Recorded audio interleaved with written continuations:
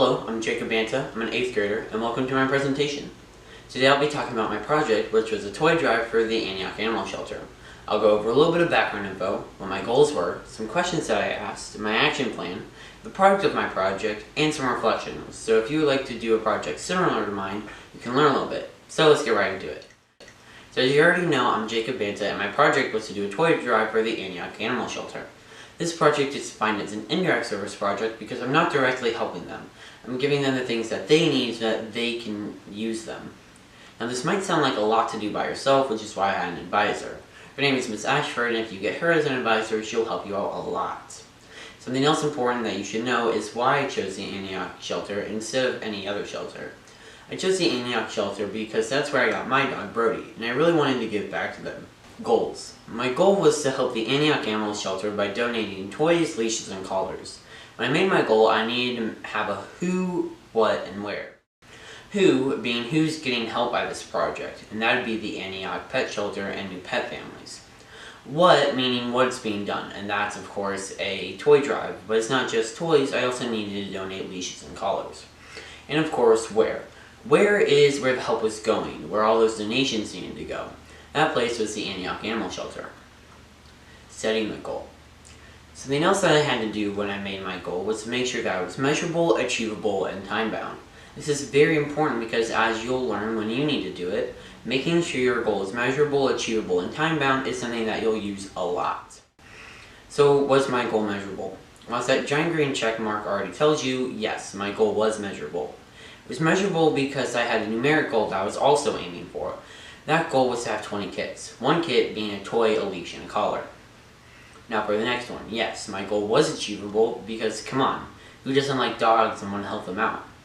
With that in combination with me having a lot of connections with people who would donate, this goal was very achievable. Now on to the last one, was my goal time-bound? Well, yes and no. It was time-bound because this project had a due date, so it had to be done at that time.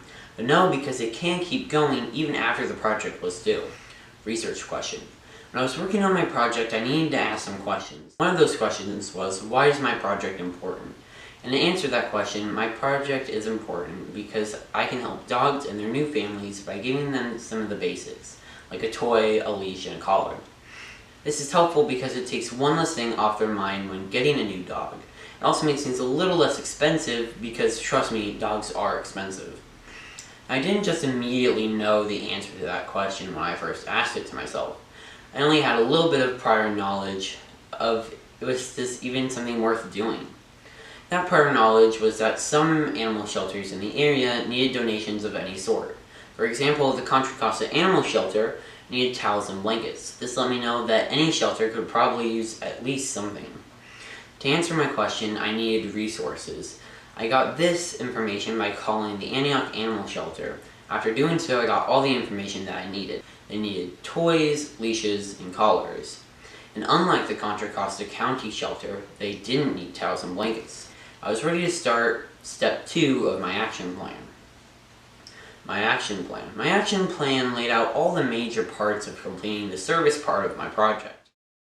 Step 1 was to contact the shelter, which is where I got all my information to the question. Step 2 was to advertise my project. My mom helped me out by posting my flyer on both Facebook and an app that my neighborhood uses called Nextdoor. I even talked to one of the youth groups that I'm a part of and made a video that you might have seen in the weekly announcements.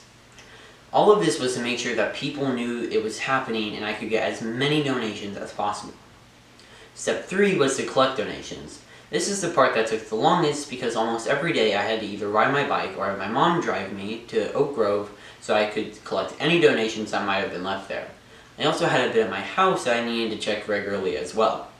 This was the bulk of the service because when doing a drive, it really is just a bunch of waiting. Step 4 was to donate. This part was very simple because I just needed to transport all of the donations to the shelter so that they could use them. What was the product? So what was the product of all that work that I just talked about? Well, the product was that I collected and donated all those toys, leashes, and collars that you see. There are so many that after counting them and updating my goal, I had a grand total of 45 kits. After celebrating this crazy number, I then needed to measure my success. Thanks to everybody who donated, there were double the amount of kits that my goal was. I would measure that as a major success.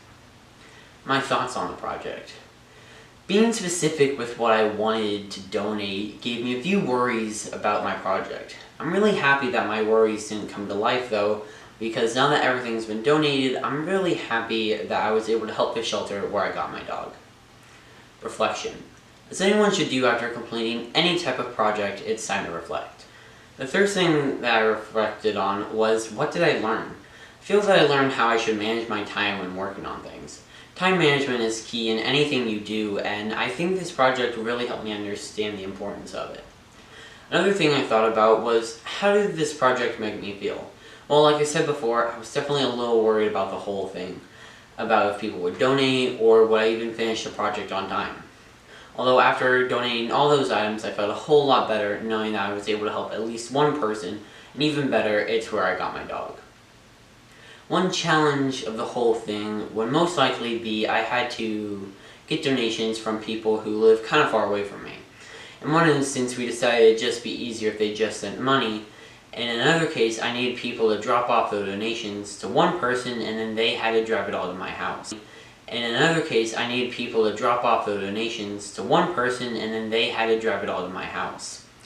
If I were to do this project again, something that I'd probably do the same is keeping collection bins at both my house and at the school. This worked out really well for me because I was able to not only have all the people from my neighborhood donate, but I also got a large number of possible donations with everyone at school.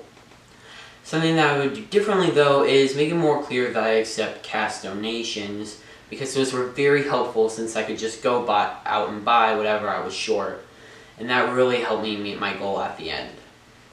My advice for when you do your project is that you should start working on it as soon as possible, so that you have enough time to prepare everything and just get it done. Something else that you should do is make sure that your project is really something that you want to do. Because if your heart's not in it, it's gonna suck. Shoutouts. Before I end my presentation, I'd like to thank some people who helped me out through all of this. That's gonna be my mom, who drove me out wherever I needed to be and helped me edit this presentation. Miss Ashford, who was my advisor through all of this and answered all my questions. Dr. Macalino, who helped put the video in the weekly announcements. Kat Cotto, who told me about everything that I could do to help this shelter. Mr. Colden, who drove the donations up to me from Castro Valley, and of course everyone who helped me out just by donating items. Thank you, I really appreciate it.